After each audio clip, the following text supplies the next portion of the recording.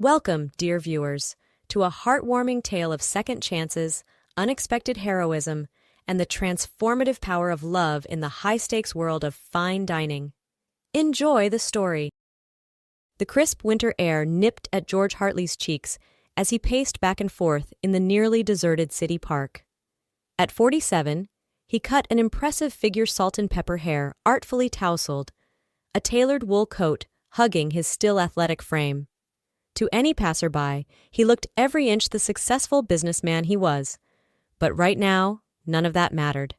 His 5-year-old grandson, Paul, had vanished. "Yes, Jenny, I've got him," George lied into his phone, trying to keep the panic from his voice as he spoke to his daughter. "We're having a great time. I'll have him back by dinner, don't worry."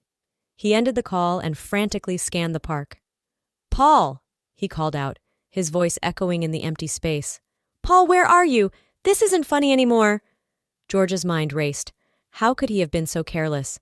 One moment, Paul was gleefully chasing pigeons, and the next, gone. He cursed himself for getting distracted by that damned phone call. As he jogged towards the playground, a blood-curdling scream pierced the air. George's heart stopped. He knew that voice. "Paul!" he yelled, breaking into a sprint towards the sound. It was coming from the direction of the river. George's feet pounded against the frozen ground as he raced towards the riverbank. His breath came in ragged gasps, forming small clouds in the frigid air.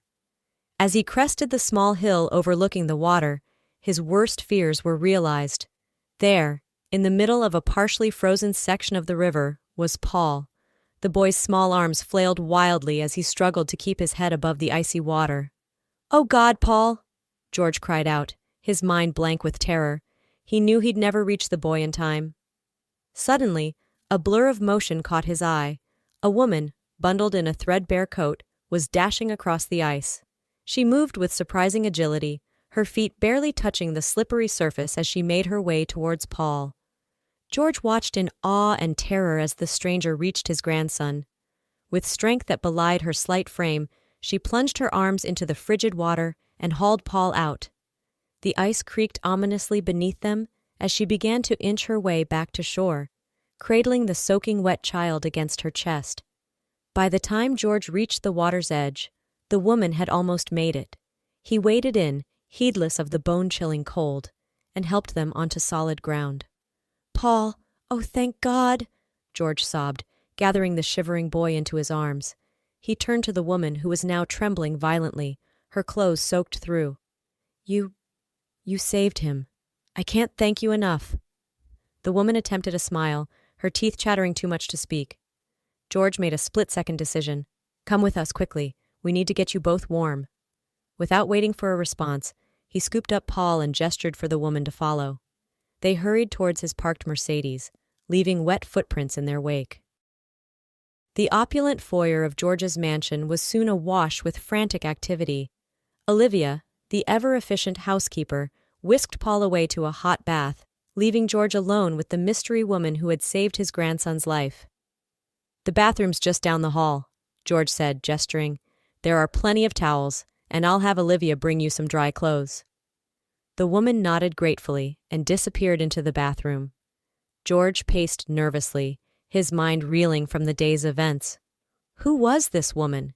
Where had she come from? And how could he ever repay her for what she'd done? 15 minutes later, they were seated in the plush living room, steaming mugs of tea warming their hands. The woman, now dressed in borrowed clothes that hung loosely on her thin frame, looked around the room with barely concealed awe. "I'm George," he said, breaking the silence. "And you are?" "Helen," she replied softly. "Helen Reeves." "Helen, I can't thank you enough for what you did. If there's anything I can do to repay you—" Helen's eyes dropped to her lap. "Actually," she said hesitantly, "I've been looking for work. I don't suppose you know of any openings, anything at all?" George leaned forward, intrigued. "What kind of work are you looking for?" Helen's laugh was tinged with bitterness. "At this point, anything. No one seems to want to hire an ex-con." The words hung in the air between them. George's eyebrows shot up in surprise, but to his credit, his expression quickly softened into one of compassion. "Ex-con?" he probed gently. Helen nodded, her shoulders slumping. Got out 2 months ago. First and only offense, I swear. But it doesn't matter. One look at my record and every door slams shut. George leaned back, considering. He thought of Paul, safe and warm upstairs, all thanks to this woman. Ex-con or not, she'd risked her life without hesitation. That had to count for something. Well, he said slowly, as it happens, I do know of an opening. How do you feel about restaurants? The hustle and bustle of the kitchen at Hartley's, George's upscale restaurant, was a far cry from the sterile quiet of Helen's recent past. She moved through the organized chaos with a sense of purpose, her eyes bright and alert as she absorbed every detail of her new environment. George watched her from the doorway, a small smile playing on his lips. He'd taken a chance on Helen, starting her as a kitchen assistant.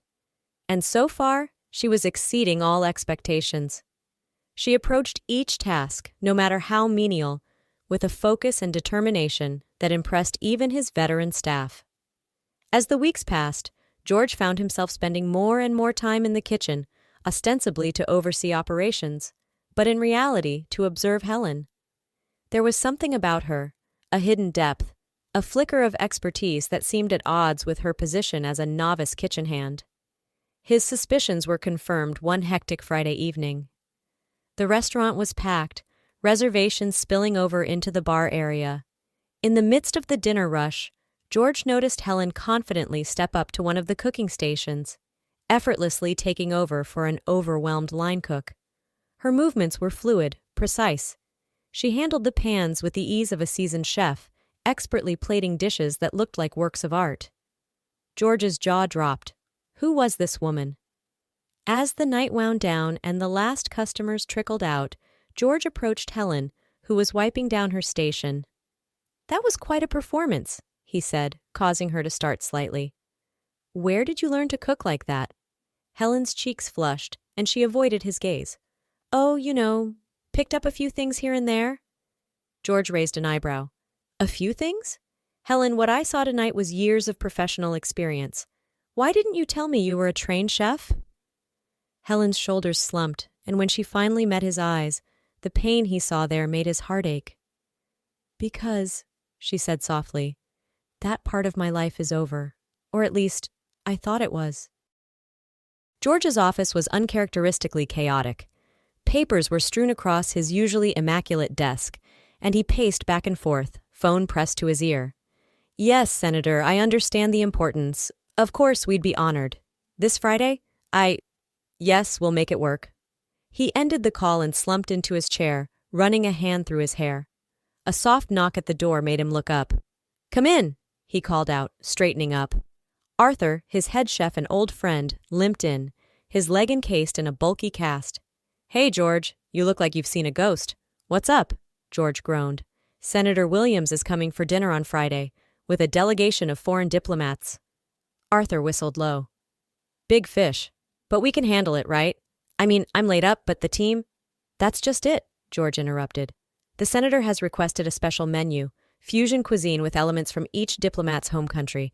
It's not our usual fare, Art. I'm not sure we can pull it off. Arthur's face fell. Damn, that is a pickle. Have you told the staff yet? George shook his head. I'm about to. I don't know what we're going to do. Moments later, the kitchen staff was gathered, faces a mix of excitement and apprehension, as George explained the situation. So, he concluded, I'm open to any ideas. How do we make this work? A heavy silence fell over the group. Then a quiet voice spoke up from the back. I might be able to help. All heads turned to see Helen, looking nervous but determined. You? One of the line cooks scoffed. No offense, but you're just a kitchen assistant. George held up a hand to silence the murmurs. Go on, Helen. What did you have in mind? Helen took a deep breath. If I could see the guest list and their dietary preferences, I think I could put together a menu that would work. I have some experience with international cuisine. The room erupted in whispers. George studied Helen intently, his mind racing. Could this be the solution they needed? All right, he said finally. Show us what you've got. The kitchen fell silent as Helen pored over the guest list, her brow furrowed in concentration. The staff watched in a mixture of curiosity and skepticism as she scribbled notes, muttering to herself. Finally, she looked up. "Okay, I think I have something." For the next hour, Helen outlined a menu that left everyone, including George, stunned. She deftly wove together elements from each diplomat's cuisine, creating innovative fusion dishes that sounded mouth-watering. For the appetizer, we'll do a deconstructed sushi roll, but with a Middle Eastern twist. Saffron-infused rice topped with seared tuna and a pomegranate reduction. As she spoke, George watched the skepticism on his staff's faces melt into admiration. Even Arthur, listening in via speakerphone, sounded impressed. When Helen finished, the kitchen erupted into excited chatter. George quieted them with a raised hand. "Helen," he said, his voice filled with a mixture of awe and confusion. "This is incredible, but I have to ask, how? Where did you learn all this?" Helen's face fell, and she seemed to shrink into herself. I think we should talk privately, Mr. Hartley." George nodded, leading her to his office. As the door closed behind them, he turned to face her. "All right, Helen. I think it's time you told me the whole story." Helen sank into a chair, her eyes fixed on her hands. "I used to own a restaurant," she began softly. "A good one. It was my dream, my whole life." As Helen's story unfolded, George listened in stunned silence.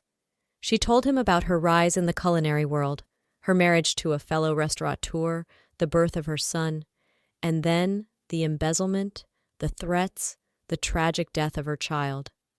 "I lost everything," Helen whispered, tears streaming down her face. "My son, my restaurant, my freedom. When I got out of prison, I swore I'd never step foot in a kitchen again. But then you saved Paul," George finished softly. Helen nodded. "And you gave me a chance. I'd forgotten how much I loved this world, how much I missed it." George leaned forward, taking Helen's hands in his.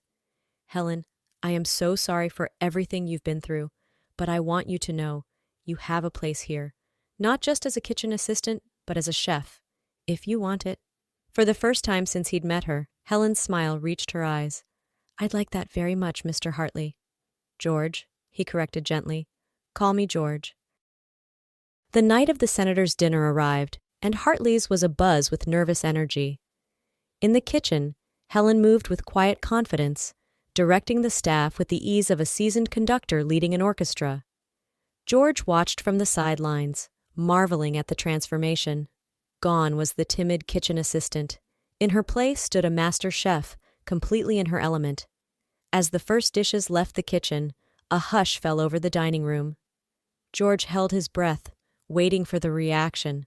And then, "Exquisite," Senator Williams's booming voice carried to the kitchen.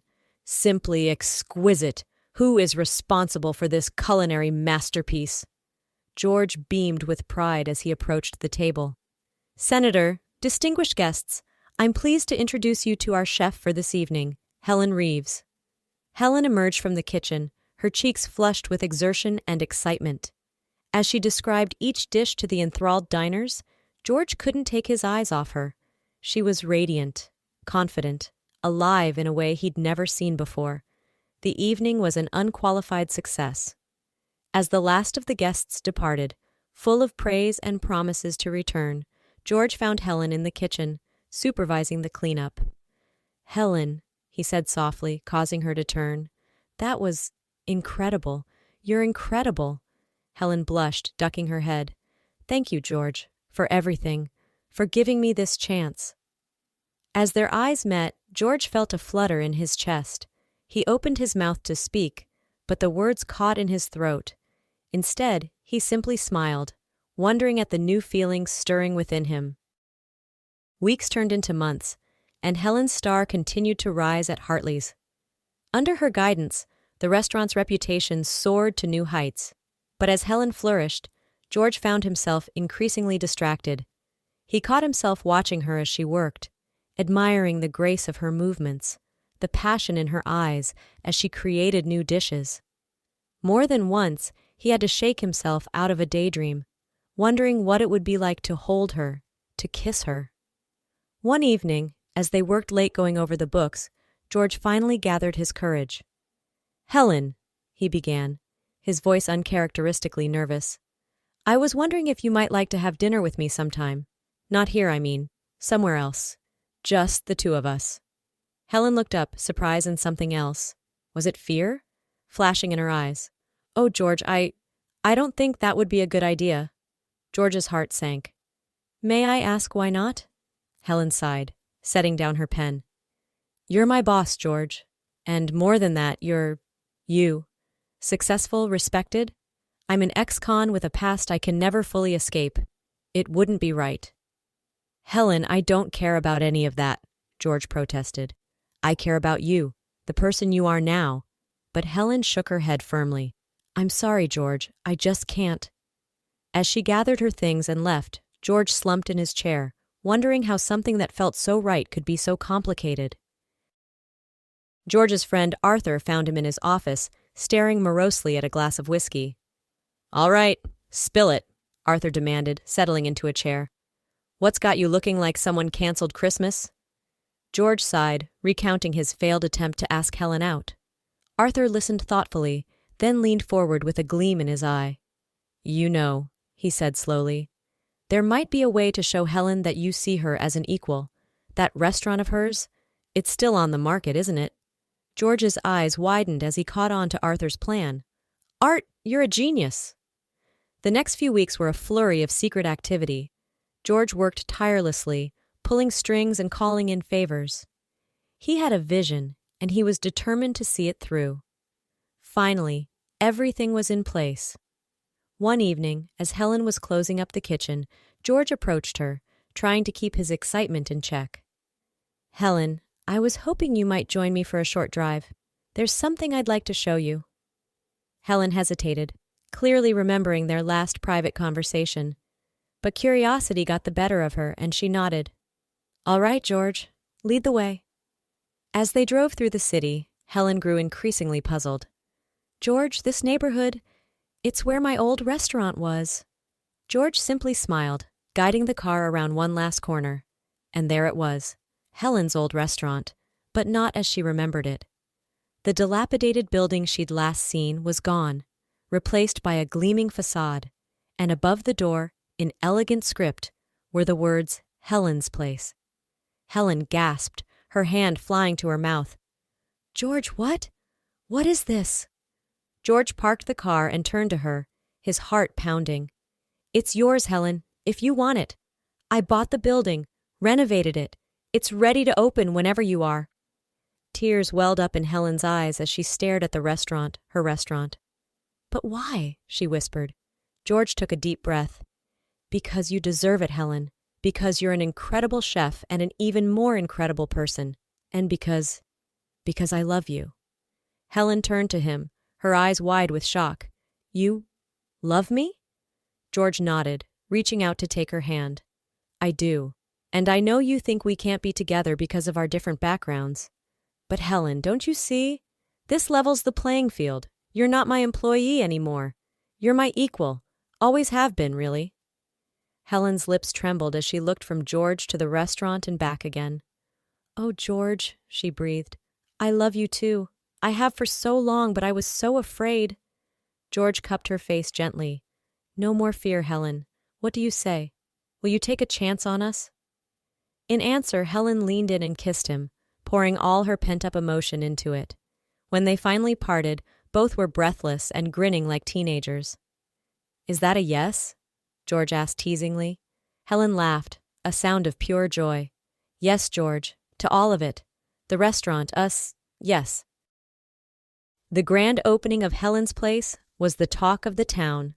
Food critics raved about the innovative menu, the elegant ambiance, and the inspiring story of its owner's comeback. In the bustling kitchen, Helen moved with confidence and grace, directing her staff with the expertise of a seasoned pro. Through the service window, she caught George's eye as he charmed the diners, every bit the suave restaurateur. As the last plates were cleared and the staff began to clean up, George slipped into the kitchen. He wrapped his arms around Helen from behind, planting a soft kiss on her neck. "So, Chef Reeves, how does it feel to be back on top?" Helen turned in his arms, her eyes shining with happiness. "It feels amazing, Mr. Hartley. But do you know the best part?" "What's that?" "Knowing that no matter what happens out there," she gestured to the dining room, "I have you to come home to." George's heart swelled with love. "Always," he promised, sealing it with a kiss. As they walked hand in hand out of the restaurant, both knew that they had found the perfect recipe, not just for success, but for love. Their pasts had brought them together, and now their future stretched out before them, as rich and full of possibility as a 5-course meal at Helen's place.